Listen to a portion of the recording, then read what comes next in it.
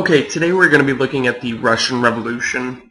We're going to be looking at the first part, which I'm going to call the February Revolution. The next part will be the October Revolution in the next video. So first things first, let's look at some of the causes. Now, this is not going to be an all-encompassing video. I'm not going to go through every little detail, just a brief overview. One of the main causes is the Russian people for many years now, many years I should say, have been oppressed by the czars of Russia. And a czar is just a term for a European Slavic monarch or supreme ruler, in this case the ruler of Russia. And at this time the Tsar of Russia is Tsar Nicholas II. The next is the Russo-Japanese War of 1904, in which Russia is going to lose. We also have the 1905 Revolution, in which an event known as Bloody Sunday is going to occur, and I'm going to talk more about that here in a second. And then a big part of the entire Russian Revolution is World War I. So let's look a little more at Bloody Sunday. What was it? Well, it occurs on January 22nd, 1905.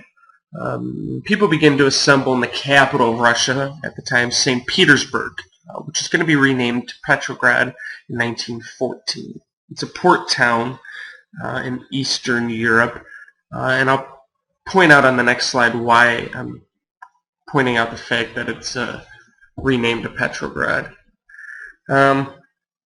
Essentially what's going to happen is peaceful demonstrators begin to approach the Winter Palace. The Winter Palace for centuries now has been home to the Russian monarch. In this case, right now, it is Tsar Nicholas II. The Tsar is the last leading member of the Romanov dynasty, which is the second and last imperial dynasty to rule Russia, actually. And what people don't know is that the demonstrators don't know that the Tsar actually isn't there. He's on a train back to St. Petersburg. Well, this crowd begins to assemble, and it's a large crowd, to put it lightly. And the army outside of the palace begins to try to find ways to get this crowd to disperse. They begin first by firing warning shots, and when that doesn't work, they actually fire shots into the crowd in order to get it to disperse. Estimates put it at around 1,000 people or so are killed or injured. And this is due to not only gunfire, but also the stampede caused by the gunfire in which people are trampled. So let's go to Petrograd, formerly St. Petersburg, still the capital. It's going to be in March of 1917, and what we're seeing are strikes and demonstrations begin. Strikes are nothing new to Russia. They've been occurring for decades now and gradually increasing as time goes on. On March 7th, workers at the largest industrial plant in Petrograd announced a strike. The following day, more than 50,000 workers are going to be on strike throughout the city. By March 10th, all industrial enterprises in the city have been shut down. And what we're going to see is not only industrial workers, but also students, white-collar workers, and teachers begin to join the others in the streets, amassing massive crowds of strikers. But not only that, but also we're going to see riots, demonstrations, other things. We also see many members of the army begin to mutiny. This is due to many reasons, just one of which being World War I and the horrible effect it's had on Russia, and the fact that the Russians are doing so terribly in the war. What this is going to lead to is once the Tsar gets back to Petrograd, I should say, he's going to abdicate the throne. He's going to step down, and he's going to look for somebody to replace him.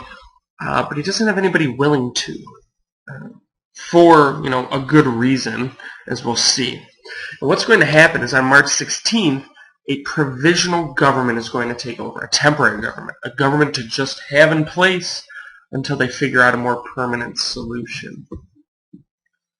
So what are some of the outcomes of the February Revolution? Well, one, the Tsar is placed under house arrest.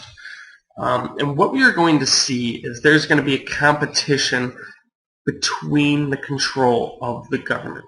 Now, formally, the provisional government is in charge, but it is challenged by the Petrograd Soviet. And the Petrograd Soviet is one of many Soviets that have popped up across the country. And essentially a Soviet is a group, a council of people that is said to represent the interest of workers and soldiers. And it is believed that these Soviets can mobilize those workers and soldiers, so it does have power. And that's what creates this competition between the Petrograd Soviet and the provisional government, which ultimately weakens the overall power of the provisional government. And the provisional government, after a short period of time, will eventually be led by Alexander Kerensky, the guy pictured here. He is first going to be the Minister of War and eventually take the role of Prime Minister. And he is a socialist, and we'll see why that matters here a little later. And although he promotes democratic ideas about freedom, which are very appealing to the some 80% of the Russian population that live in poverty, he still is going to face challenges. So this last slide is going to be, what are those challenges and problems? One of them is World War I in general.